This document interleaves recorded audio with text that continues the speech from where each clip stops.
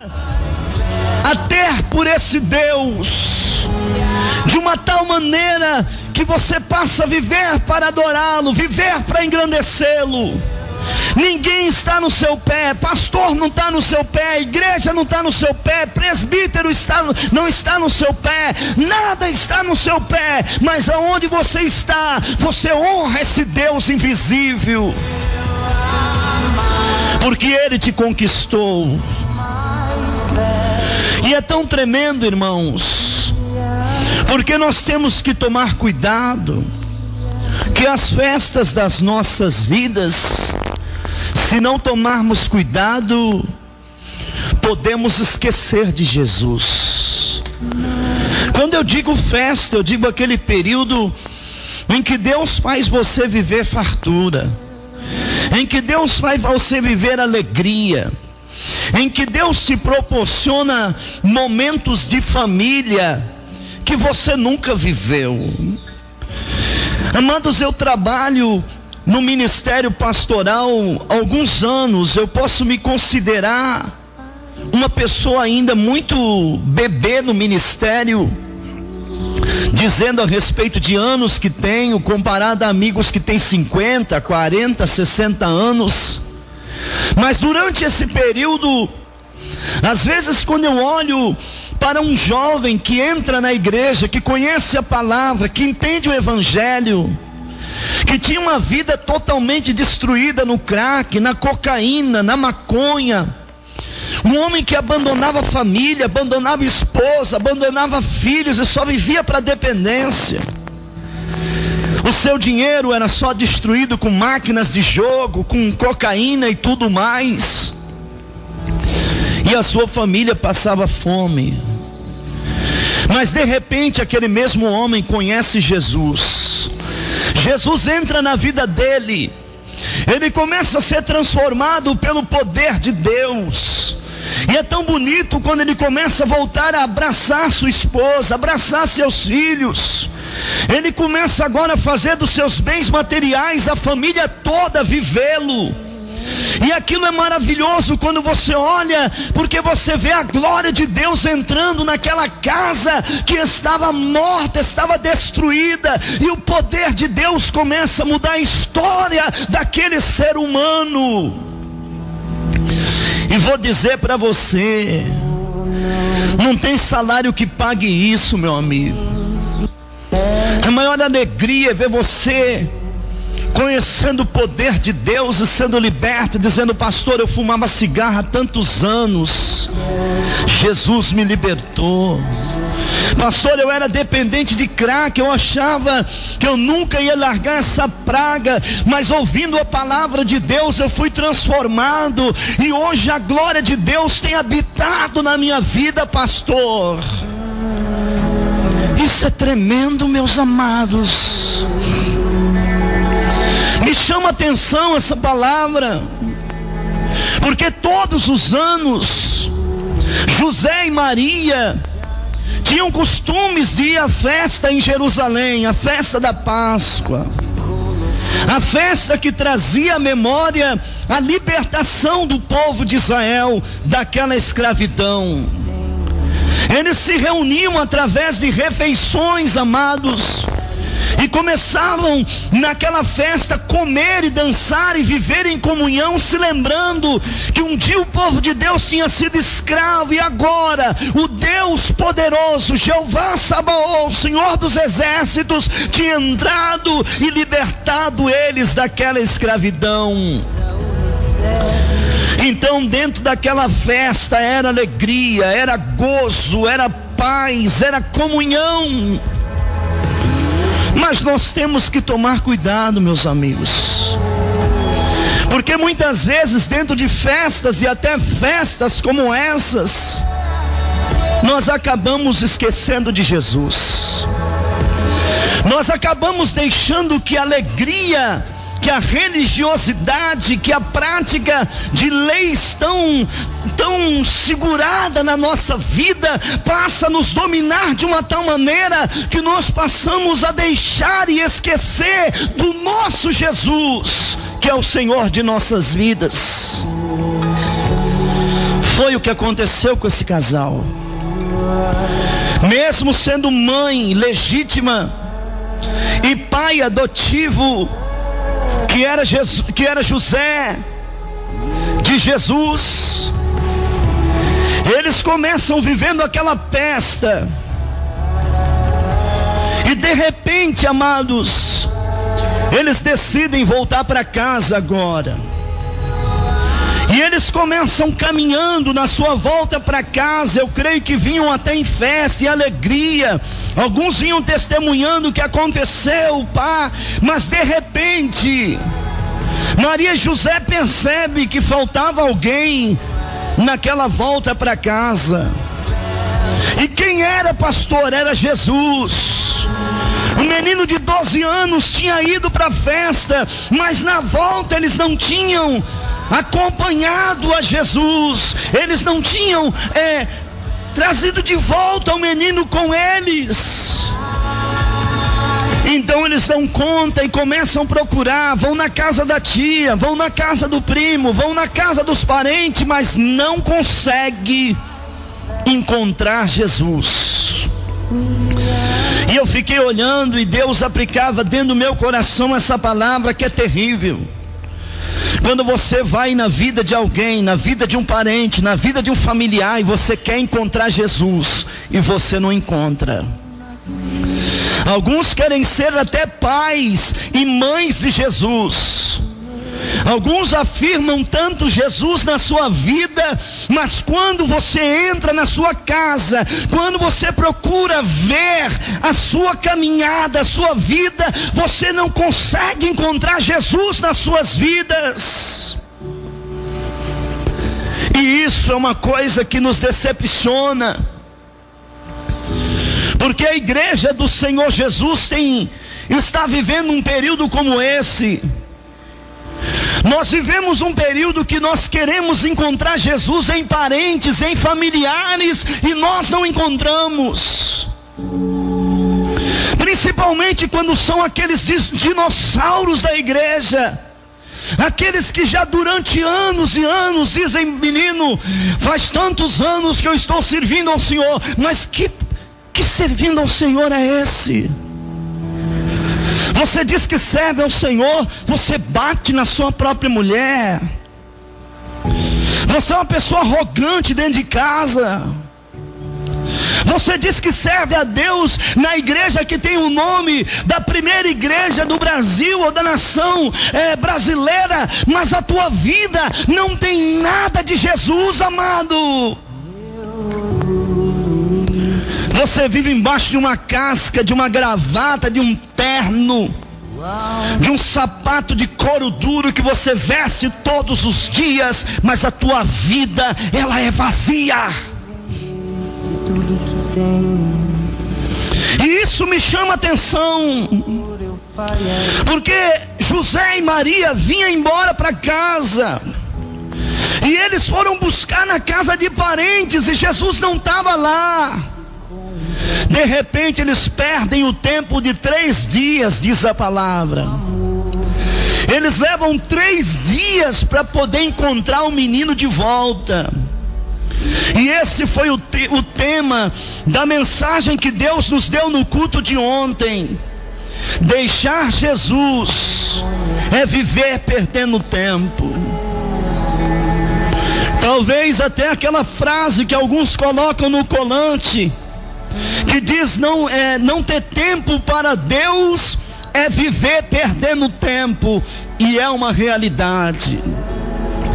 Talvez você viveu a sua vida durante essa semana, até esse domingo, você apossou-se dela para os teus prazeres, mas chegou na hora de estar na casa de Deus para adorá-lo, você não deu tempo para Ele. Você não separa a tua vida para adorar o Senhor. A tua vida não é dedicada ao temor a Deus. Você diz que tem Jesus, que vive Jesus, mas a tua vida não representa a glória de Deus na terra, meu amado. 3 dias eles tiveram que procurar um menino de 12 anos de idade. Agora, já com essa idade, já poderia acompanhá-lo às festas em Jerusalém. Mas Jesus sabia que havia um propósito naquela festa. Naquela festa eles ficavam contando histórias. Alguns perguntavam, outros respondiam. Eles ficavam comentando sobre, entre eles, como que aconteceu a caminhada no deserto, sobre as roupas, como Deus deu a lei, como o Senhor escreveu os mandamentos na pedra com o dedo, como que Moisés passou o tempo lá. Eles ficavam conversando entre eles, diálogos que edificavam. E de repente procura o menino, cadê ele? Vai na casa de um, cadê Jesus? Cadê Jesus? De repente lá, ele está no meio dos doutores. Diz a Bíblia que ele tanto era interrogado, como ele também respondia perguntas. As pessoas faziam perguntas para ele. Os doutores começam a examinar a vida do menino com 12 anos e percebe que o menino tinha uma coisa diferente. O menino tinha graça, o menino tinha inteligência, o menino crescia em conhecimento. Diz a Bíblia que a estatura dele crescia a cada dia para com Deus e para com os homens. Ou seja, ele vivia temor a Deus no céu e ele vivia dando bom testemunho na terra. Porque hoje nós vivemos um momento que crente não quer se preocupar nem com a sua moral e com o seu caráter. Nós encontramos um dia hoje que parece que não precisa mais ser referência para ninguém. Parece que tem pessoas que não querem saber o que os outros dizem dele. Não, pastor, eu estou na igreja, eu estou na presença de Deus, mas eu não quero nem saber o que dizem de mim. Peraí, você tem que querer saber sim. Você tem que saber qual é a tua moral na cidade que tu mora. O que os teus vizinhos falam ou pensam de você? Quem você é para eles? Você é servo de Deus ou você é servo do diabo? Você é um daqueles que quando alguém pergunta pelo teu nome, você fala, aquele homem é terrível aqui nessa cidade. Ninguém gosta dele. Ninguém se dá com ele, ninguém cumprimenta ele, porque ele é nojento. O sangue de Jesus tem poder. Nós somos a luz da terra. Jesus disse, a palavra diz em Isaías 60, levanta-te, levanta-te, porque resplandece a tua luz. As trevas estão cobrindo a terra e a escuridão estão inundando os povos, mas sobre ti o Senhor vem surgindo. Deus está surgindo em você. É você aquele que Deus quer usar, e muitas vezes no meio dos doutores. Um menino com 12 anos de idade, não tinha faculdade, mas Deus o usava. A graça de Deus era com ele, a sabedoria de Deus era com ele. O menino era um menino inteligente. Nós vemos as nossas crianças de 12 anos hoje, ao invés de aprender as coisas de Deus, estão aprendendo as coisas do diabo. Eu estava vendo um livro que se chama O Mundo de Cabeça para Baixo. É o que nós estamos vivendo hoje. Hoje querem destruir família. Hoje querem fazer as nossas crianças adquirir um conhecimento que não tem a palavra de Deus, que não tem a família. Querem acabar com os nossos lares. O sangue de Jesus tem poder. Um menino com 12 anos de idade respondia. Ele tinha a palavra nos lábios, ele tinha a palavra na vida. De repente sua mãe aproxima dele e diz, Jesus, filho, o que tu está fazendo com a gente? Como é que você deixa a gente preocupada? Durante 3 dias tu comeu aonde? Tu viveu aonde? Tu dormiu aonde? E ele diz, olha, Vocês não estão sabendo que eu tenho que cuidar das coisas do meu Pai, e eles não conseguiram entender. Eu quero que você guarde essa palavra hoje. Não deixe Jesus, não abandone Jesus nos teus momentos de festa, de alegria. Viva para a glória de Deus nessa terra. Faça que a tua vida seja uma referência e honre ao Senhor. Estava ali em todos os momentos. Onde liderava Israel. Eu estou indo embora, e se Deus disser que sim amanhã, então, das 9 às 10 da manhã eu estou de volta, e às 23 horas eu também estou de volta, amigos, das 23 do nosso Deus à meia-noite. Deus abençoe, tchau, Pai. E ele começa assumindo essa posição de liderança tão firme, e diz a palavra que esse confronto entre os filisteus e Israel estava pegado, estava travada essa luta. Tanto é que já durante um tempo os filisteus judiavam do povo de Deus por falta de uma liderança firme. A arca tinha sido tomada, os sacerdotes estavam morrendo de bobeira, a parte de sacrifícios material da obra de Deus espiritual estava totalmente despejada, sem temor e sem valor nenhum. Então esse menino assume essa posição de liderança, que era uma grande responsabilidade na sua vida. E nesse dia ele assume a palavra debaixo do Espírito Santo, debaixo da vontade de Deus. E ele começa orientando: olha, é necessário que para Deus operar e dar vitória, vocês têm que remover os deuses estranhos. Vocês têm que começar a se santificar, separar a vida de vocês. Porque como sacerdote, como profeta, eu vou fazer a minha obrigação. Eu vou entrar diante de Deus, eu vou orar, eu vou sacrificar diante do Senhor. E eu tenho certeza que Deus vai trabalhar ao favor do nosso povo. Mas é necessário que vocês possam fazer a parte de vocês.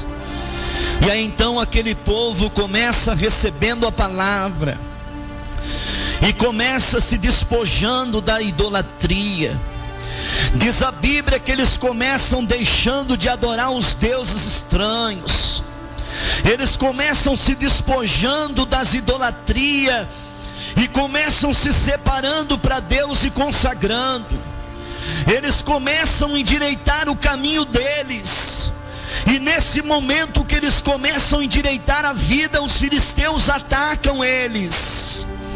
E de repente eles correm ao profeta e sacerdote Samuel, e diz para ele: não cesse de interceder por nós. Me chama a atenção porque eles começam a entender o valor de uma intercessão. Eles começam a entender que para poder obter vitória, eu preciso estar debaixo de uma liderança que me cubra em oração, que cubra a minha casa, a minha família, e aquilo que Deus tem me dado em oração. E eles então aproximam de Samuel e diz: olha, não cesse de orar por nós. E de repente me chama a atenção, porque Samuel entra na presença de Deus, e naquele dia ele leva uma coisa diferente. Porque naquele dia ele entra na presença de Deus com um sacrifício diferente.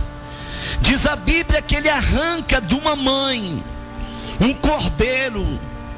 Ele vai lá na sua mãe, ele vai naquele animal, e ele tira o seu próprio filho das suas mamas, que estava mamando leitinho ainda. E aquele cordeiro cheio de saúde começa chorando na distância da sua mamãe. E ele traz aquele cordeiro e ele apresenta por inteiro no altar do Senhor. Era costume do sacerdote apresentar o sacrifício diante de Deus, mas sempre uma parte era separada para ele e para sua família. Mas naquele dia Samuel esquece da sua casa, Samuel esquece da sua própria vida, e ele apresenta aquele sacrifício diante de Deus, porque ele acreditava que Deus iria responder e dar vitória à nação de Israel. Porque muitas vezes o ministério é assim.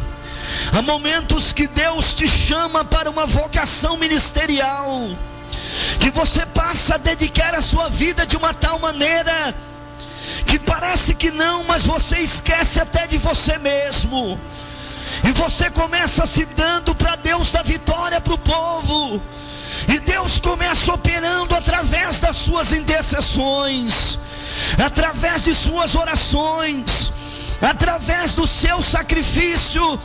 Esse Deus começa atuando de uma tal maneira que começa dando vitória. Porque essa palavra me chama a atenção, porque ele apresenta um cordeiro de mama, irmãos. Ou seja, ele apresenta um cordeiro mamando. E Deus se agrada tanto desse sacrifício, que naquele dia, quando os filisteus atacam Israel, eles até se posicionam na posição de batalha, eles até posicionam as suas armas e os seus escudos, mas naquele dia, quem guerreia por eles era Deus. A Bíblia mostra que Deus começa a dar pedradas de cima.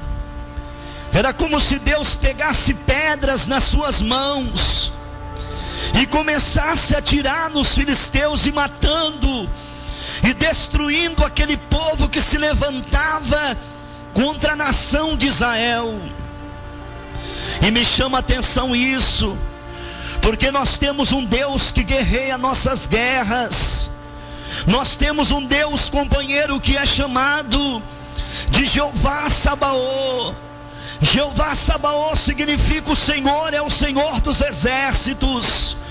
E eu quero dizer para você nessa manhã, companheiro de ministério, você que talvez ouve essa programação, mas tem sofrido muito, talvez tenha se encontrado no seu trabalho hoje, talvez você tenha se encontrado na sua casa, de repente você entrou nessa programação, e Deus começou falando com você nessa noite. Eu quero dizer para você que Jeová Sabaoth guerreia ao teu favor. Pastor, quem é Jeová Sabaoth, pastor? Jeová Sabaoth significa o Senhor é o Senhor dos exércitos. O Senhor dos exércitos naquele dia guerreia por Israel. O Senhor dos exércitos naquele dia trabalha pela nação de Israel. E Samuel começa vendo Deus operar e dar vitória. Porque tem momentos que você tem que fazer a tua parte, você tem que sacrificar, você tem que orar, você tem que se despojar daquilo que desagrada a Deus. Mas você tem que acreditar, meu companheiro, que nessa peleja não tereis que pelejar. Quem vai guerrear essa guerra por você é o Senhor. Quem vai trabalhar ao teu favor é o Senhor. Se você estiver inocente na causa, pode ficar firme diante de Deus, que a justiça de Deus se manifestará ao favor da sua vida. E me chama a atenção, porque quando eles começam a ter a vitória, existe uma coisa que é muito destacável nesse texto. Diz a Bíblia que quando Samuel começa a ver Deus operar, quando Samuel começa a ver Deus dar vitória, Ele separa uma pedra, irmãos. Essa pedra era a marca da vitória do povo de Israel e da liderança de Samuel. Ele separa essa pedra mostrando que toda vitória que Deus nos dá, ela é marcada por uma pedra. Ela é marcada por um momento. Ela é marcada por uma condição. Ela é marcada por uma cicatriz. Toda vitória que Deus deu aos homens de guerra, ela teve uma cicatriz que lembrou a vida dele. Isso me chama a atenção, porque o nosso Deus é um Deus que marca nossas vitórias. E eu quero profetizar na tua vida, pela palavra, que esse Deus vai marcar a tua vitória nessa manhã. Desse Deus vai marcar a tua vitória nessa manhã de hoje, nesse dia, se você acreditar no poder dessa mensagem. E ele pega essa pedra nesse dia, e ele coloca entre Mispa e Sem. Ele coloca entre a divisão de 2 tempos. Ele coloca entre a divisão de Mispa antes, e ele coloca entre a divisão de Sem depois. Nós sabemos que o nosso Deus marca a nossa vitória dentro desses 2 tempos. O nosso Deus marca a nossa vitória antes e depois. Só que nós não podemos esquecer daquilo que ele fez antes. Nós não podemos esquecer daquilo que Deus já tem nos dado vitória lá atrás. Muitas vezes surge um gigante agora, e você acha que esse gigante é maior do que aquele que você derrubou há 1 ano atrás, mas não é. Se você olhar para você, você vai perceber que você deixou se enfraquecer na caminhada. Você deixou que a sua vida com Deus se relaxasse. Você deixou que a sua vida de oração, de meditação na palavra, ela se acomodasse um pouco. Mas esse gigante não é o maior do que aquele que você derrubou 1 ano atrás, não. E eu quero te dizer que da mesma forma que aquele gigante Golias caiu, esse também vai cair.